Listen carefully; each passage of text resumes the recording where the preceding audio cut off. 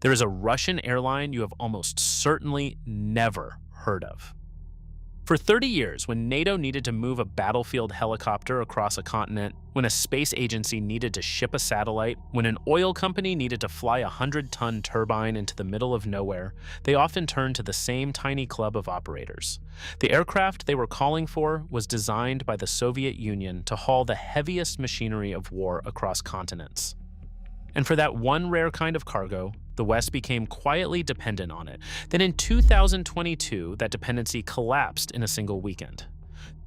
The company is called volga-dnepr. The aircraft is the Antonov An-124, a four-engine giant the Soviets built in the 1980s for one purpose: hauling the heavy machinery of war. When the Soviet Union fell apart, dozens of these aircraft were left without an army to serve. So their operators, chiefly volga-dnepr in Russia and Antonov Airlines in Ukraine, did something nobody expected. They started renting them out. They found there was a fortune waiting because the An-124 could carry loads that no commercially available Western aircraft could easily match.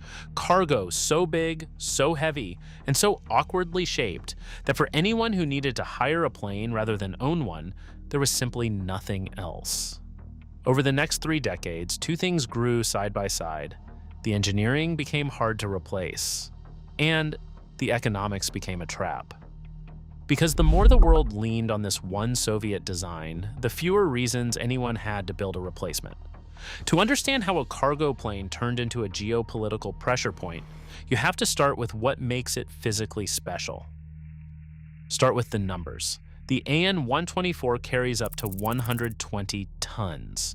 The newest versions lift 150 tons. To picture that, that's about the weight of 2 fully loaded main battle tanks, or a complete railway locomotive flown in one piece. The cargo hold is 36.5 meters long, 6.4 meters wide, and 4.4 meters tall, about 1,040 cubic meters of usable space. That's a room longer than a basketball court, tall enough to drive trucks and military vehicles straight inside. And it loads itself. The entire nose hinges upward, the tail opens as well, and the whole aircraft kneels down on its 24 wheels so vehicles can roll right in. It carries its own crane that lifts 30 tons. Send it to an airfield with almost no ground equipment, and it can still load and unload much of its own cargo. Over the years, it has flown power turbines weighing more than 100 tons, full locomotives, giant yachts, even the fuselages of other aircraft. That self-sufficiency is exactly why armies wanted it, and exactly why everyone else came knocking too. Now the money. By the 2000s, the West did not just admire this aircraft, it formally relied on it.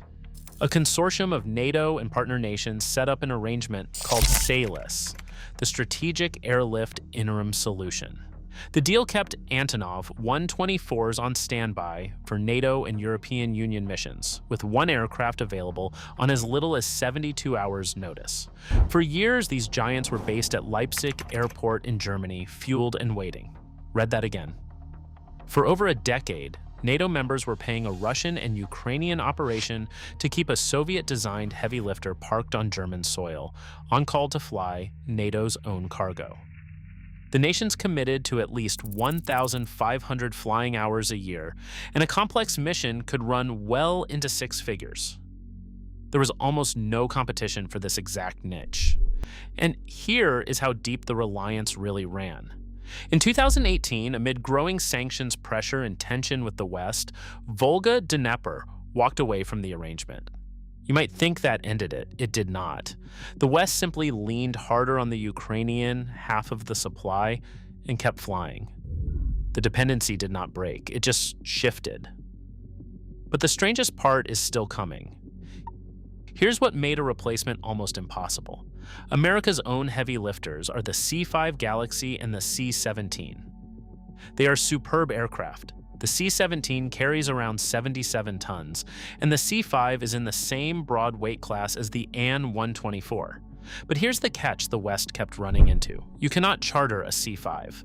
It belongs to the US Air Force, and it flies American military missions, not a satellite for a telecoms firm or a turbine for an oil company. The An-124's hold is also roughly 20% bigger than the C-5s, and its modernized versions lift 150 tons, more than either American jet. And when a load is too big to take apart, a power station generator, a locomotive, the fuselage of another aircraft, that extra hold size is the difference between flying it and leaving it on the ground. Worse, only a few dozen An-124 aircraft exist in usable condition, and far fewer are available to Western customers. No factory builds new ones. The design authority and the industrial base are tied to Ukraine and Russia, which sets up the financial trap.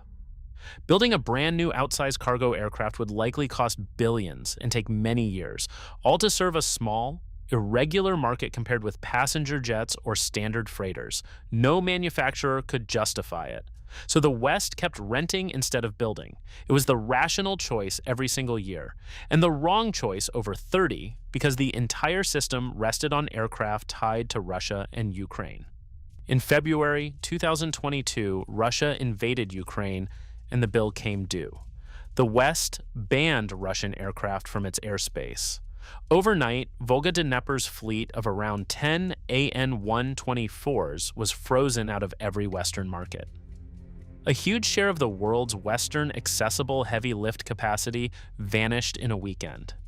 One volga-Dnepr jet caught mid-delivery in Toronto was grounded on the spot, and it has sat there ever since, racking up parking fees of more than 1,000 Canadian dollars a day.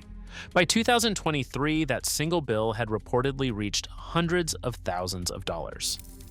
But here is the detail that turns this from a logistics story into something far stranger. Remember what this aircraft was built for? The An-124 was designed in the Soviet Union to move the military's heaviest cargo, tanks, missiles, and troops across continents. And for over a decade, the West paid to keep these giants parked at a German airbase, on standby to fly its own missions. The heavy lifter of one superpower had become the supply line of its rival. Then it gets sharper. The largest aircraft ever built, the An-225, nicknamed the Maria, a single one-of-a-kind machine grown directly out of the An-124 design, with 6 engines and built originally to carry the Soviet space shuttle on its back, was destroyed in the opening days of the 2022 invasion, while it sat at its base near Kyiv. The single biggest capacity cargo aircraft on the planet was gone in an afternoon. Only one was ever completed, and rebuilding a one-off aircraft like that would cost a fortune. And now, the final turn. Canada, which had that stranded volga-Dnepr jet on its tarmac, has moved to seize it from its Russian owner and potentially transfer it to Ukraine to help rebuild the very air fleet that Russia destroyed. It is still being fought over in court, but if it goes through, it would be one of the first times a Western government has taken a Russian aircraft and handed it to Kyiv. An aircraft engineered for one war repossessed for another, the machine built by one side handed to the other. So the real story of the Antonov An-124 was never really about a cargo plane. It is about what happens when a piece of engineering becomes so good that nobody bothers to replace it. For 30 years, renting the Soviet giant was cheaper, faster, and smarter than building something new. Every year, the math said keep renting. And every year, the West sank a little deeper into a dependency it could not quite see, until a war exposed the whole thing in a single weekend. The lesson is not that relying on the Antonov An-124 was a mistake. It is that the most dangerous dependencies are the ones that look like a good deal, right up until the moment they do not. The cheapest option and the safest option are not always the same thing.